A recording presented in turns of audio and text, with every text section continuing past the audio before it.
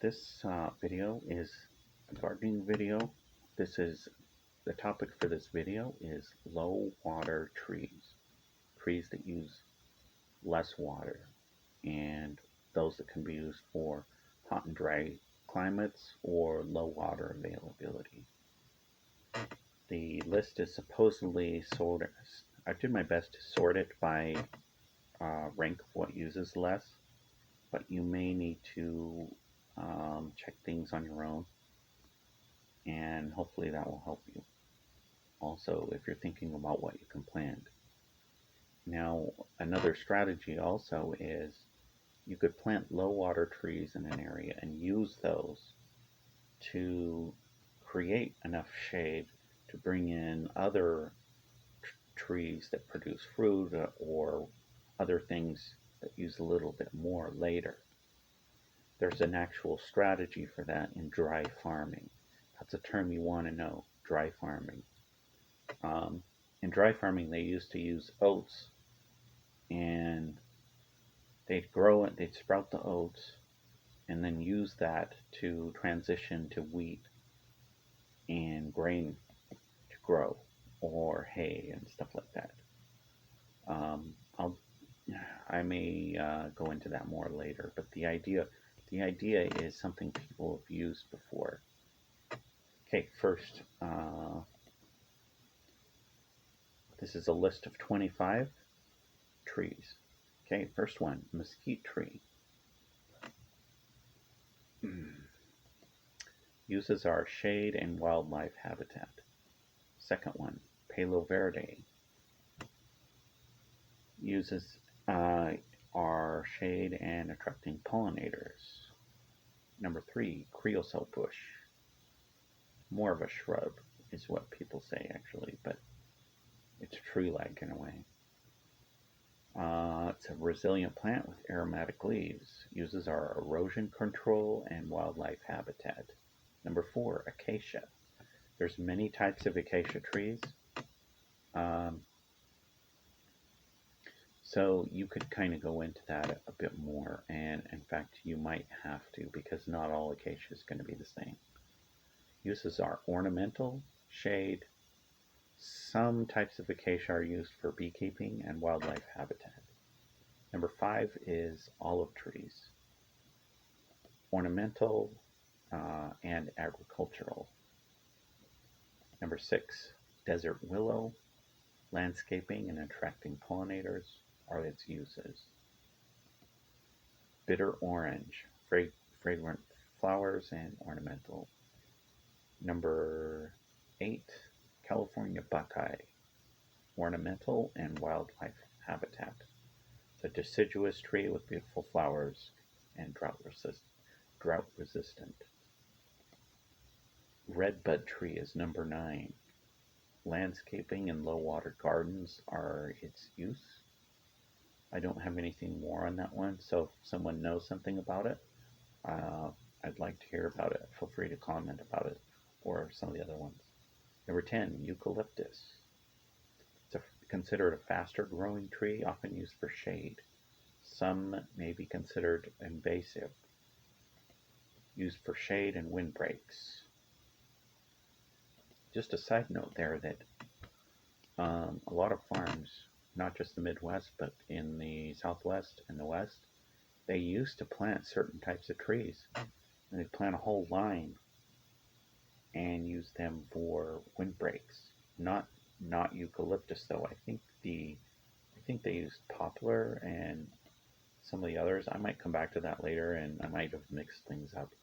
But it's not uncommon for you to see like a farmhouse and have a whole line of trees on one side, and that's what they're doing is windbreaks and shade. Number 11, jujube, edible landscaping and drought tolerant growth. Number 12, Texas ebony, considered a slow growing tree with dark leathery leaves, used for shade and ornamental uses. 13, southern live oak, uses are shade, wildlife, and landscaping, considered quite drought tolerant once established. That I haven't grown this one before, but that line that it's considered drought tolerant once established can be tricky because in an infant stage of a plant or an organism, their needs and consumption of resources might be different than when it's more established and closer to adulthood. So that might be a little tricky. If someone knows something on that one, feel free to comment on it. Number 14 is myrtle, considered ornamental and used as hedge application. Number 15, honey locust, considered shade and ornamental. I think honey locust might be considered a offshoot subspecies under acacia, actually. I might have to come back and check that. But anyway, that's just a side note. And no, I haven't grown those before. 16 is shimmered oak, used for shade and landscaping. 17, Japanese black pine, used as windbreaks and ornamental and landscaping. Number 18, pinyon pine, used for wildlife habitat and landscaping, produces edible seeds. Pine nuts are a thing in the Southwest. A lot of people eat them, and they also sell them. Sometimes you'll see people selling them by roadsides or in parking lots. I would be careful about interfering too much with that because a lot of native cultures, pine nuts are really important to them and one of their ways that they get food. So you might, if you're in an area where other Native Americans are, you want to be respectful and not take their resources. 19, Chinese pistache, shade and ornamental use.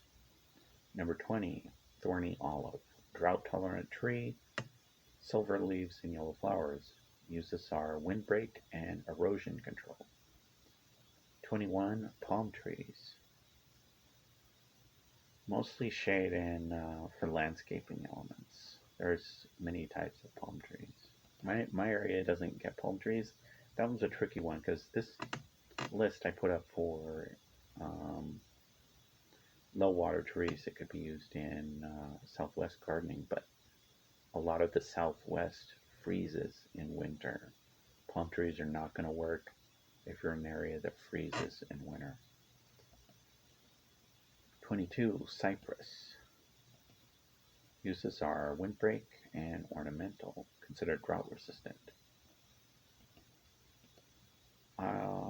If I'm not mistaken, I think cypress used to be used for wood, for like ornamental kind of wood back in the old days. I might have that wrong though. I might come back to that or correct my notes on that. Thanks. 23 is American hornbeam, ornamental and shade. 24, balsam fir. While generally found in cooler areas, it can adapt to low water conditions. I don't have notes on what that could be used for very well. 25 is bottle tree. I think I put that one on there by accident. Bottle trees are native to Australia, so I doubt we're going to see those up here.